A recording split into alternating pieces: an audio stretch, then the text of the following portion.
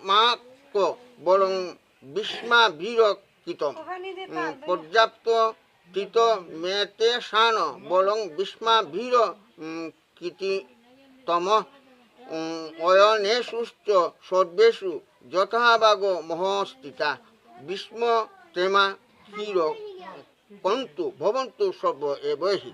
এটার অর্থ হইল যে এই সৈন্যদের দৃষ্টকেতু চেকিতান বীর কাশীরাজ কুন্তিবুধ পুরুজিৎ নরশ্রেষ্ঠ সৈন্য আছেন, আরও আছেন পরাক্রমশালী যুধামুন্য বীর উত্তমৌজা সুভদ্রাপুত্র অভিমন্যু ও দ্রৌপদীর পুত্রগণ, ইহারা সকলেই বীর। হে দ্বিজশ্রেষ্ঠ, আমার সৈন্যদলের প্রধান নায়কদের নাম বলিতেছি শুনো। এখানে আপনি ভীষ্ম, কর্ণ, যুদ্ধজয়ী কৃপ, অশ্বত্থামা, বিকর্ণ, সুমদত্ত পুত্র ও জয়দ্রথ আছেন। এরারও বড় বড় যোদ্ধাগণ আছে, এরার আরো 11 জন। আরও অনেক বীর আছেন, তারা সকলেই অস্ত্রধারী বীর ও যুদ্ধে পারদর্শী, সকলেই আমার জন্য প্রাণ দিতে প্রস্তুত।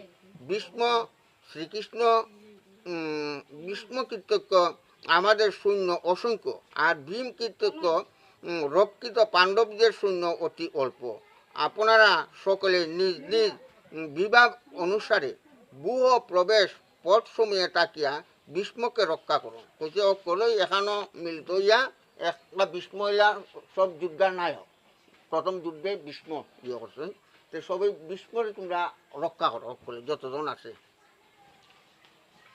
তখন কুরু বৃদ্ধ পিতামহ ভীষ্ম সিংহনাদ করিয়া শঙ্করধ্বনি করিলেন। তাহা শুনিয়া দুর্যোধন আনন্দিত হইল, যেরকম শঙ্করধ্বনি করছেন এই ভীষ্ম, তখন এরা সব আনন্দিত হয়েছে, বা বা বিশ্বের দিকে যে পাওয়ার, বিশ্বের যে ক্ষমতা। তখন শঙ্খ, সিংহা, ঢাক, ডুল, নাগরা প্রভৃতি বাজিল, সেই শব্দ তুমুল হইয়া উঠিল। তারপর শ্রীকৃষ্ণ অর্জুন সাদা ঘোড়া রথে বসিয়া দিব্য শঙ্খ বাজাইলেন। সাদা ঘোড়া রথ হইয়া অর্জুনের দিব্য শঙ্খ বাজাইলা। অর্জুন দেবদত্ত শঙ্খ নামক শঙ্খ এবং শ্রীকৃষ্ণ পাঞ্চজন্য নামক শঙ্খ এবং ভীমসেন পৌণ্ড নামক শঙ্খ বাজাইলেন। রাজা যুধিষ্ঠির অনন্ত বিজয় নামক শঙ্খ, নকুল সুঘোষ নামক শঙ্খ এবং সহদেব মণিপুষ্পক নামক শঙ্খ বাজাইলেন। দৃষ্টদ্যুম্ন, শিখণ্ডী, কাশীরাজ, সাত্যকীয়, বিরাট নিজগণ নিজ নিজ শঙ্খ বাজাইলেন। সকলে যার নিজের নিজের শঙ্করধ্বনি হচ্ছে।